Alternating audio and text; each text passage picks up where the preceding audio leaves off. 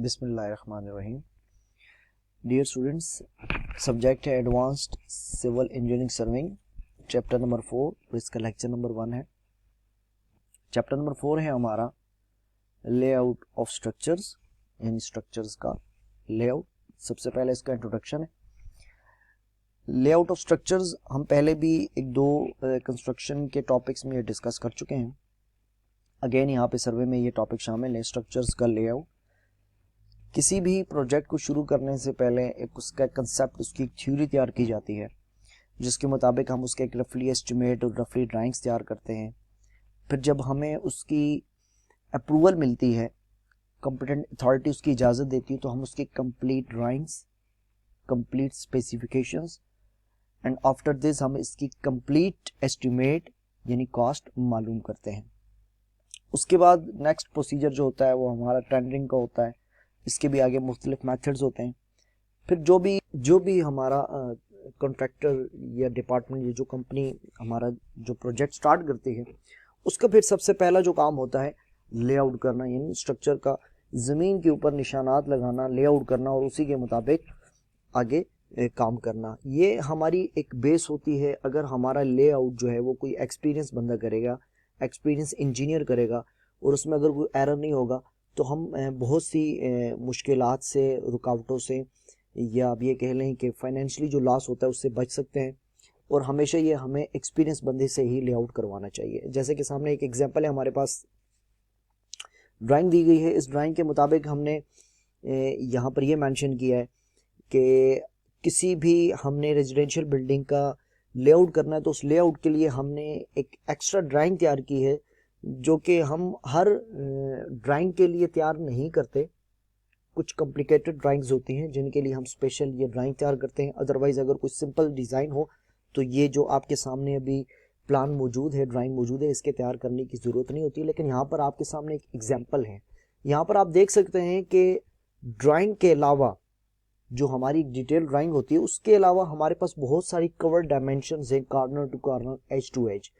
ये इसलिए होती हैं कि ताकि हम ज़मीन के ऊपर निशानात लगाने में ये हमारी हेल्प कर सके, हमें गाइड मिल सके।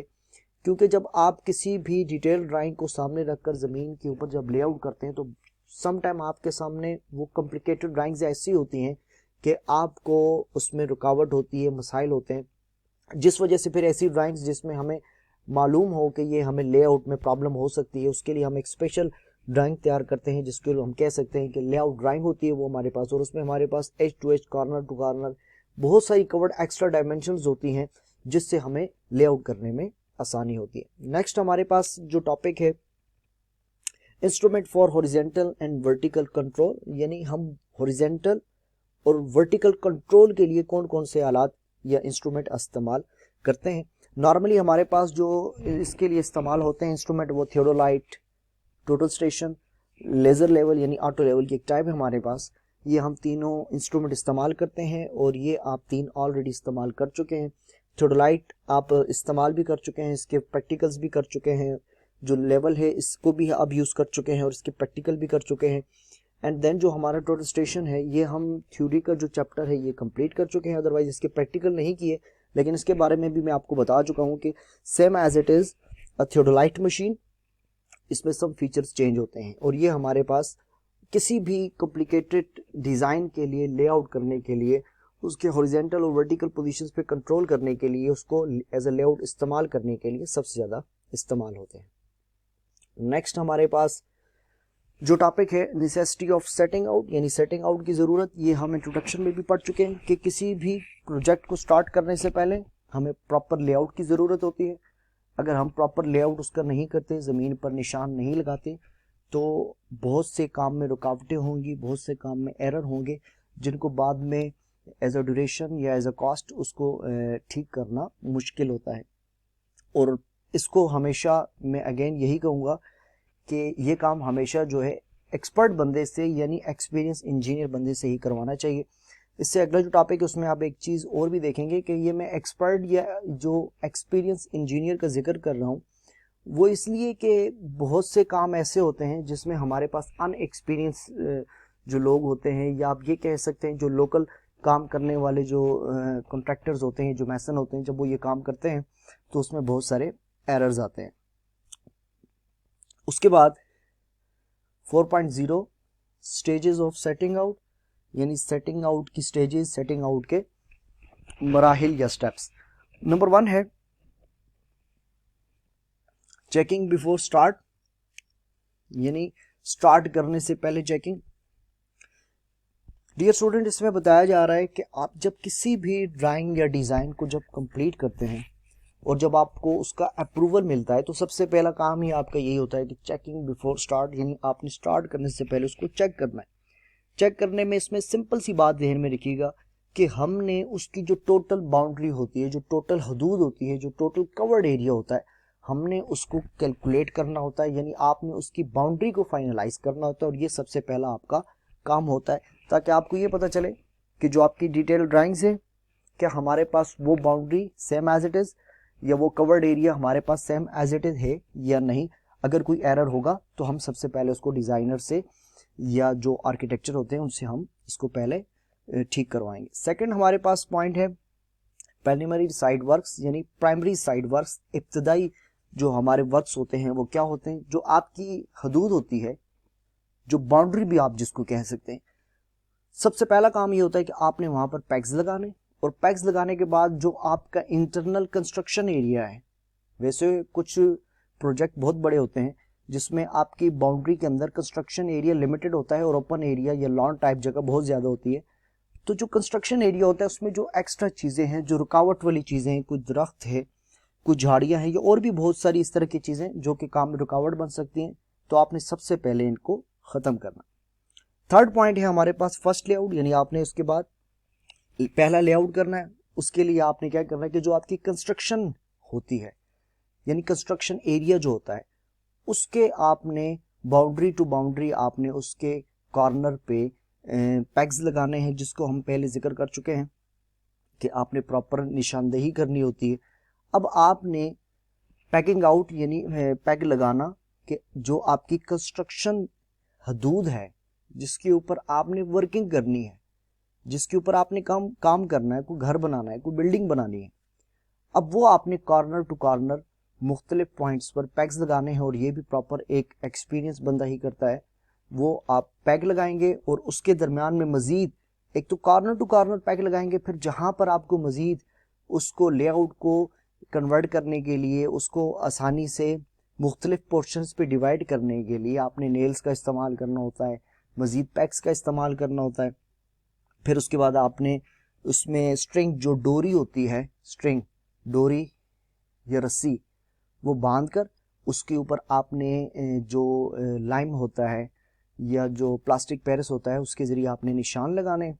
अगर ये चीज़ अवेलेबल ना हो तो आप जो हैंड शावल होता है उसकी मदद से आप उसके ज़मीन के ऊपर से मिट्टी हल्की हल्की निकाल कर भी निशान लगा सकते हैं। नंबर 4 पॉइंट है इरेक्टिंग प्रोफाइल, यानी प्रोफाइल बनाना या प्रोफाइल की बनावट। प्रोफाइल बनाना क्या है, याद रखिएगा कि किसी भी कॉम्प्लिकेटेड डिज़ाइन के मुताबिक जब आप लेआउट करते हैं तो उसके लिए आप जो उसकी बाउंड्री होती है, जो कॉर्नर होते हैं, उस कॉर्नर से बाहर की तरफ, उस कॉर्नर से बाहर की तरफ आप कुछ परमानेंट ऐसे निशान या स्ट्रक्चर बनाते हैं जिसके मुताबिक आप बार बार अगेन, यानी जितना आप उसको रीचेक करना चाहेंगे काम के दौरान, कंस्ट्रक्शन के दौरान, आपको वहां से आसानी हो काम को मैयर करने में, यानी डायमेंशंस को मैयर करने में, काम को चेक करने में।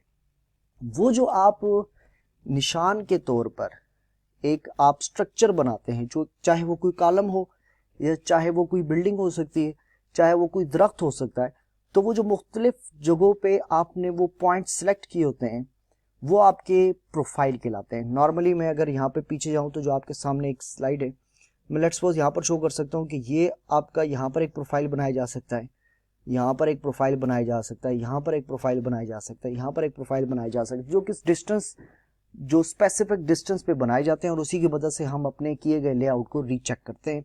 इंशाल्लाह जब आप प्रैक्टिकल करेंगे तो उसमें मजीद आपको क्लियर भी हो जाएगा।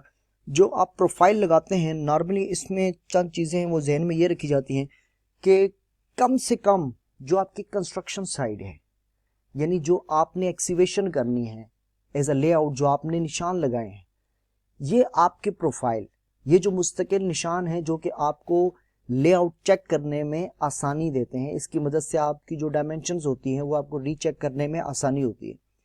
कम से कम अगर बहुत आपके पास एरिया कम है तो आपकी हदूद से ड्राइंग के मुताबिक जो आपका एरिया है उससे 3 फुट जो है वो आप दूर निशान लगा सकते हैं। अगर मार्जिन कम है, यानी जो वहाँ पर आपने कंस्ट्रक्शन कर रही हैं उसके साथ चाहे गैलरी है या ओपन है, अगर वो एरिया कम है तो 3 फीट, और अगर ज़्यादा एरिया है तो आप 15 फीट तक के निशान 15 फीट पर हम निशान लगाते हैं। यानी जो आपकी कंस्ट्रक्शन है उससे आप मिनिमम 3 फीट या मैक्सिमम 15 फीट पे आप दूर, वो आपका जो एक परमानेंट स्ट्रक्चर होता है जिसको आप अपनी डायमेंशंस के मुताबिक लेआउट को रीचेक करने के लिए, जो कि निशान लगाने के बाद, एक्सीवेशन के बाद या काम के दौरान सब स्ट्रक्चर बनाने के बाद आप उसको चेक कर सकते हैं। इंशाल्लाह ये आपको मज़ीद जब आप प्रैक्टिकल करेंगे तो इसका क्लियर हो जाएगा।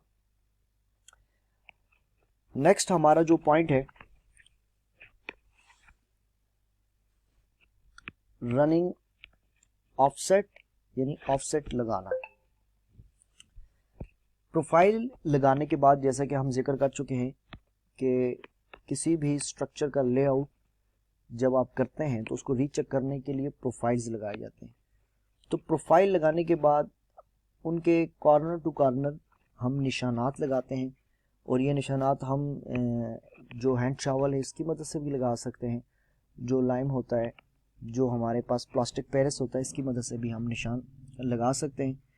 और ये निशानात जो होते हैं इनको डोरी के साथ, स्ट्रिंग के साथ मिलाते हुए और आपस में उनको एज अ ऑफसेट आपने मिलाना है। इसके लिए आपने किसी भी शावल का इस्तेमाल कर सकते हैं। याद रखिएगा इसमें एक इम्पोर्टेंट पॉइंट ये है कि कोई ढलवान वगैरह आ जाए या कोई ऐसी रुकावट आ जाए जो कि काम के दौरान जो आपकी रीचेकिंग डायमेंशंस हैं उसमें मसला हो सकता है, तो आप मज़ीद प्रोफाइल्स को डिवाइड कर सकते हैं रुकावट वाली जगह पर, जिससे आपको डायमेंशन लेने में आसानी हो।